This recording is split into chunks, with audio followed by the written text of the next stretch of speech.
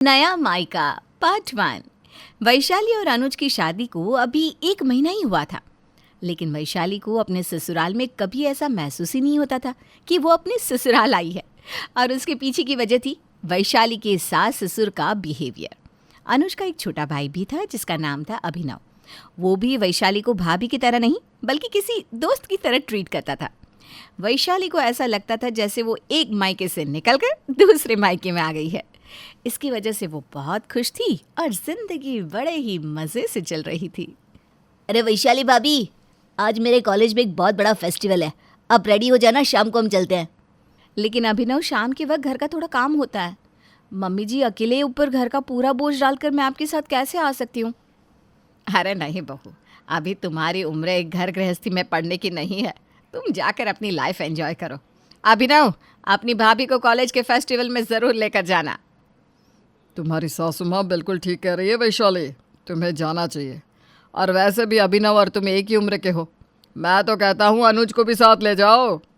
पापा, मेरा ऑफिस है, मैं तो बिजी रहूँगा। कोई बात नहीं भैया, मैं वैशाली भाभी को अपने साथ कॉलेज का फेस्टिवल दिखाने ले जाऊंगा। शाम के वक्त वैशाली अपने कमरे से तैयार होकर बाहर आती है। उसने एक खूबसूरत सी साड़ी पहनी हुई थी। वैशाली को इस तरह से देखकर अभिनव और उसकी सास ससुर हंसने लगते हैं। क्या हुआ अभिनव? मम्मी जी, पापा जी, मैं अच्छी नहीं लग रही हूँ क्या? अरे नहीं बेटा, तुम तो बहुत ब्यूटीफुल लग रही हो। खूबसूरत तो तुम वैसे ही बहुत हो। अरे हमारी बहू किसी हीरोइन से कम है क्या? भला वो सुंदर कैसे नहीं लगेगी? तो फिर आप लोग मुझे देखकर हंस क्यों रहे हैं? वो इसलिए क्योंकि तुम अपने देवर के साथ कॉलेज के फेस्टिवल में जा रही हो, किसी जागरण में नहीं। क्या मतलब? मैं कुछ समझी नहीं मम्मी जी। अरे बेटा, ऐसे साड़ी पहनकर कॉलेज फेस्टिवल में कौन जाता है? लेकिन मम्मी जी, यहाँ ससुराल में। अरे बेटा, तुम तो ऐसे बात कर रही हो जैसे हमने तुम्हें इस तरह से रहने के लिए कहा है। अरे कॉलेज फेस्टिवल में जा रही हो, बाकी लड़कियों की तरह वेस्टर्न ड्रेस पहनकर जाओ। मम्मी जी, पापा जी, थैंक यू सो मच। आप बहुत अच्छे हैं। मुझे लगता ही नहीं कि मैं अपने ससुराल में रह रही हूँ। भाभी, मुझे भी नहीं लगना चाहिए कि मैं अपनी भाभी के साथ कॉलेज फेस्टिवल में आया हूँ। ऐसा लगना चाहिए जैसे मेरी गर्लफ्रेंड मेरे साथ में है। क्या अभिनव, आप भी मजाक करते रहते हैं। ठीक है, मैं अभी चेंज करके आती हूँ। इस तरह से वैशाली की ज़िंदगी बहुत अच्छे से गुजर रही थी और उसे ऐसा लगता था जैसे वो अपने ससुराल में नहीं बल्कि एक नए मायके में आ गई हो। कुछ दिनों के बाद, वैशाली बेटा, मैं 15 दिन के लिए अपनी बड़ी बहन के घर जा रही हूँ। देखो, पूरा घर तुम्हें ही संभालना है, सारा काम ठीक से करना।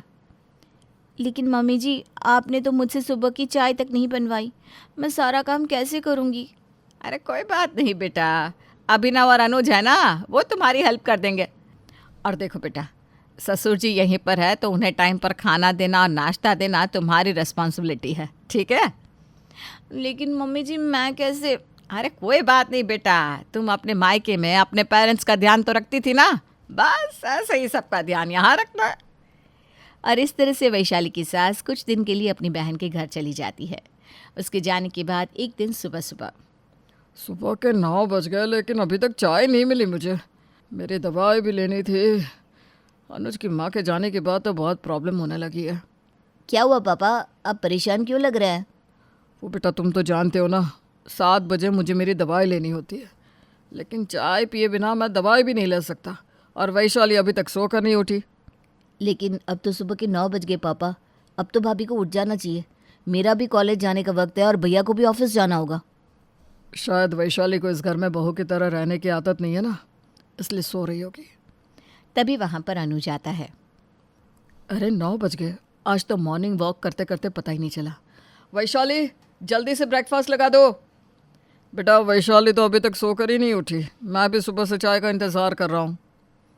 पापा, एक काम करते हैं, आपके लिए चाय मैं बना कर ले आता हूँ और भैया आप जल्दी से ऑमलेट बना दीजिए। वैसे भी आप ऑमलेट बहुत अच्छा बनाते हैं। मैं भी खा लूँगा और आप भी। हाँ हाँ, अभिनव बिल्कुल ठीक कह रहा है बेटा। वैशाली के सोकर उठने का इंतज़ार करने से बेहतर है कि हम अपने खाने का इंतज़ाम खुद ही कर लें। वैशाली काफ़ी देर से सोकर उठती है और सोकर उठने के बाद वो सीधा अपने ससुर के पास जाती है। अरे पापा जी, आपने मुझे जगाया क्यों नहीं? वो क्या है ना, मुझे अपने मायके में देर तक सोने की आदत है, पता ही नहीं चला कब 11 बज गए। रात को बहुत देर तक मूवी देख रही थी ना, इसलिए। कोई बात नहीं बेटा, ऐसा कभी कभी हो जाता है। अनुज और अभिनव ने मिलकर चाय और नाश्ता बना लिया था, तुम भी जाकर खा लो। ये तो बहुत अच्छी बात है, मुझे भी ना बहुत भूख लग रही थी, अभी जाकर खा लेती हूँ। और पापा जी, मैं ये बोल रही थी कि उसके बाद ना मैं अपनी फ्रेंड्स के साथ मूवी देखने जा रही हूँ, आपके लिए खाना बाहर से ऑर्डर कर दूँगी। लेकिन बेटा मैं तो बाहर का खाना खा ही नहीं पाता। अब क्या करें पापा जी। अच्छा एक काम करते हैं, अभिनव दोपहर में कॉलेज से आ जाता है ना, वो आपके लिए नाश्ता बना देगा। एक्चुअली मैंने ना मूवी की टिकट पहले ही बुक करवा ली थी। ठीक है बेटा, कोई बात नहीं, तुम्हारे घूमने फिरने के दिन है, तुम जाओ मूवी देख कर आओ, यहाँ का सब हम संभाल लेंगे। और इस तरह से वैशाली बिना कुछ सोचे समझे मूवी देखने के लिए चली जाती है। देर रात तक भी जब वैशाली घर वापस नहीं लौटी तो अनुज और अभिनव दोनों मिलकर खाना बना लेते हैं। भैया भाभी को गए हुए बहुत देर हो गई है, आई थिंक आपको उनको कॉल करके पूछ लेना चाहिए। तुम ठीक कहते हो अभिनव, रात के 10:30 बज चुके हैं और वैशाली अभी तक वापस नहीं आई। मैं अभी उसे कॉल करता हूँ। हाँ बेटा, मुझे भी उसकी बहुत चिंता हो रही है, तुम जल्दी से उसे फ़ोन करके पूछो कहाँ है वो और कितनी देर में घर आएगी। हेलो वैशाली, रात के 10:30 बज चुके हैं, कहाँ हो तुम, अभी तक घर क्यों नहीं आई?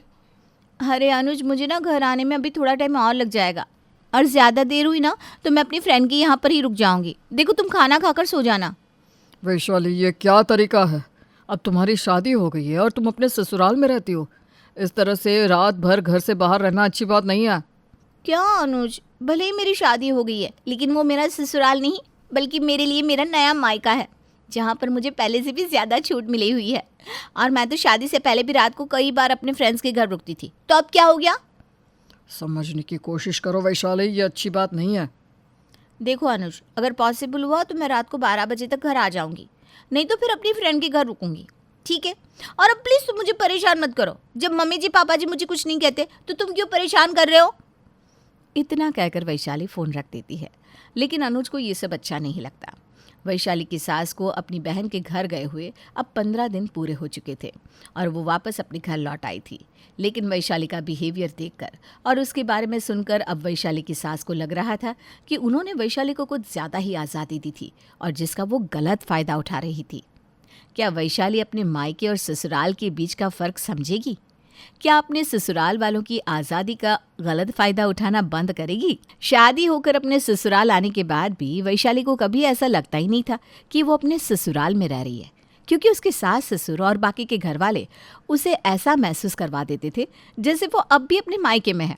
और इस तरह से वैशाली का ससुराल उसके लिए उसका नया मायका बन गया था। लेकिन अब वैशाली की हरकतों से उसकी सास और ससुर परेशान होने लगे थे। वैशाली बेटा, मैंने तुमसे कहा था ना, जब मैं घर से कुछ दिन के लिए बाहर जाऊंगी तो तुम्हें घर की जिम्मेदारी उठानी होगी। तुम ये बात अच्छे से समझी नहीं हो शायद। ओहो मम्मी जी, आप भी कमाल करती हैं। अब आपने मुझे कभी काम करने की आदत डाली ही नहीं, मुझे कभी ऐसा फील ही नहीं करवाया कि ये मेरा ससुराल है, तो मुझे आदत कैसे होगी? बात तो तुम्हारी ठीक है बहू, लेकिन देखो तुम्हें सबका ध्यान रखना चाहिए था। देख रही हो तुम्हारे पापा जी की तबीयत कितनी ख़राब हो गई है क्योंकि उन्होंने वक्त पर दवाई नहीं ली। लेकिन ये तो पापा जी की गलती है ना मम्मी, आप ही ने तो कहा था अभी मेरी घूमने फिरने की उम्र है, और वैसे भी आप घर पर नहीं थी, मैं बोर हो जाती थी इसलिए घूमने निकल जाती थी। देखो बेटा, तुमने हमारी आज़ादी का बहुत गलत फ़ायदा उठाया है। मम्मी जी, आप मुझे इतना डांट क्यों रही हैं? आखिर मैंने ऐसा क्या कर दिया? और वैसे भी अपने मायके में मैंने कभी कोई काम नहीं किया, ये बात तो आपको पहले से ही पता थी। देखो वैशाली, तुमने गलती की है और तुम्हें उसे मानना भी चाहिए। इस तरह अपनी सास से बहस करना अच्छी बात नहीं। क्या तुम अपने मायके में भी अपनी माँ को इस तरह से जवाब देती थी? लेकिन मेरी मम्मी मुझे कभी इस तरह से डांटती ही नहीं थी जैसे मम्मी जी डांट रही है। भाभी, इस घर के सब लोग आपको बहुत प्यार करते हैं। हम सब यही कोशिश करते हैं कि कभी आपको यहाँ पर पराया ना महसूस हो, आपको कभी ऐसा ना लगे कि ये आपका ससुराल है। देवर जी, आपको तो मैं अपना अच्छा दोस्त समझती थी, लेकिन आज आपने भी अपना असली रंग दिखा दिया ना। अब मुझसे इस तरह की बात क्यों कर रहे हैं? अब तो कहते हैं ना कि मैं आपकी दोस्त की तरह हूँ। भाभी, मैं बस आपको समझाने की कोशिश कर रहा हूँ कि जो कुछ भी हुआ वो ठीक नहीं था। लगता है इस घर के सब लोग मेरे अगेंस्ट हो गए, कोई भी मेरी बात को समझने की कोशिश ही नहीं कर रहा। मुझे अनुज से इस बारे में बात करनी होगी। इतना कहकर वैशाली नाराज़ होकर वहाँ से चली जाती है। शाम के वक्त जब अनुज ऑफिस से लौट कर आता है अनुज, अब मुझे इस घर में नहीं रहना, तुम मेरे लिए एक अलग से फ्लैट किराए पर लेकर दे दो। ये तुम कैसी बात कर रही हो वैशाली?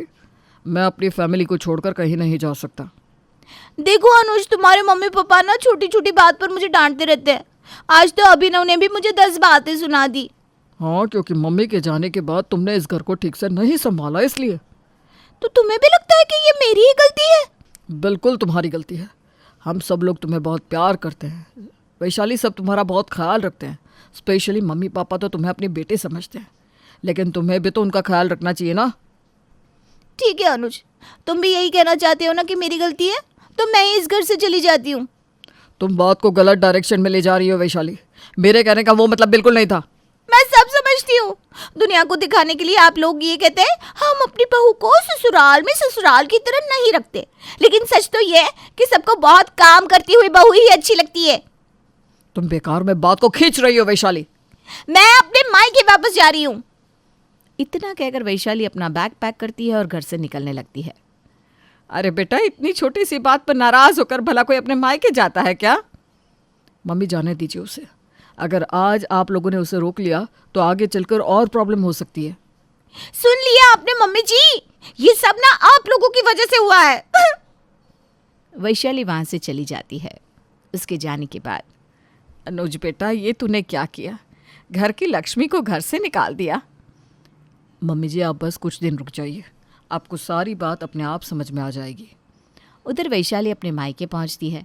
मायके में वैशाली की मम्मी पापा उसे देखकर बहुत खुश होते हैं।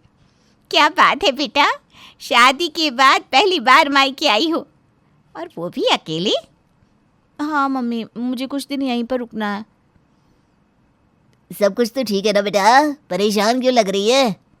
नहीं नहीं, सब कुछ ठीक है पापा। वो बस ऐसे ही बहुत दिनों से अपने मायके नहीं आई थी ना, इसलिए। अगले दिन वैशाली अपने मायके में सुबह देर तक सोती रहती है। ये देखकर वैशाली की माँ को बिल्कुल भी अच्छा नहीं लगता। उठो बेटा वैशाली, सुबह के 9 बज गए हैं। मम्मी, जल्दी से जाकर मेरे लिए कॉफी बना दो ना। तुम कोई छोटी बच्ची नहीं हो वैशाली, उठकर अपना काम खुद करो। और ये क्या तरीका है, सुबह 9 बजे तक सोई हुई हो? मैं और तुम्हारे पापा सुबह 5 बजे उठ गए थे, कैसे तुम्हें 6 बजे उठना है? देखो वैशाली, तुम बड़ी हो गई हो, इस तरह मायके में आकर देर तक सोते रहना अच्छा नहीं लगता। तुम्हें अपनी माँ की हेल्प करनी चाहिए। अपने मम्मी पापा की बात सुनकर वैशाली हैरान रह जाती है। शाम के वक्त, मम्मी पापा, मैं अपनी फ्रेंड के साथ घूमने जा रही हूँ। वापस कब तक आओगी बेटा? आ जाऊंगी जब फ्री हो जाऊंगी। रात को शायद थोड़ी देर हो जाएगी। इस तरह लड़कियों का देर रात तक बाहर घूमना ठीक नहीं। 7 बजे से पहले तुम घर वापस लौट आओगी। मम्मी पापा, ये मेरा मायका है, आप लोग मेरे ऊपर इतनी पाबंदी क्यों लगा रहे हैं? बेटा, मायका हो या ससुराल, एक उम्र के बाद इंसान को अपनी जिम्मेदारी समझनी चाहिए। 7 बजे से पहले घर लौट कर आओ और शाम के खाने में अपनी मम्मी की हेल्प करो। वैशाली अपने मायके से निकल तो जाती है, लेकिन वो पहुंचती है सीधे अपने ससुराल। अरे वैशाली भाभी, आप वापस आ गई? आओ वैशाली, हम सब तुम्हें बहुत मिस कर रहे थे।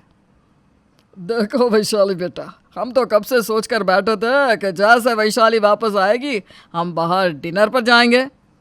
और मूवी देखने का प्लान, उसके बारे में क्या? उन सब की बातें सुनकर वैशाली की आंखों से आंसू बहने लगते हैं। आप सब लोग मुझे माफ़ कर दीजिए, मैंने आप लोगों के साथ अच्छा बिहेवियर नहीं किया। क्या बात है बेटा, ऐसा क्यों कह रही हो? अरे तुम तो हमारी बेटी हो, इस घर की बहू, हमारे घर की रौनक। इस तरह रोते हुए अच्छी नहीं लगती। Mummy ji, I am sorry, मैं आप लोगों के लाड प्यार और आज़ादी का गलत फ़ायदा उठा रही थी, लेकिन आगे से नहीं, मैं टाइम पर सोकर भी उठूंगी और सब लोगों का ध्यान भी रखूंगी। ठीक है बेटा, तुम अपनी जिम्मेदारी समझो और ध्यान रखना। मैं तुम्हें कभी घूमने फिरने या अपनी ज़िंदगी जीने से मना नहीं करूँगी।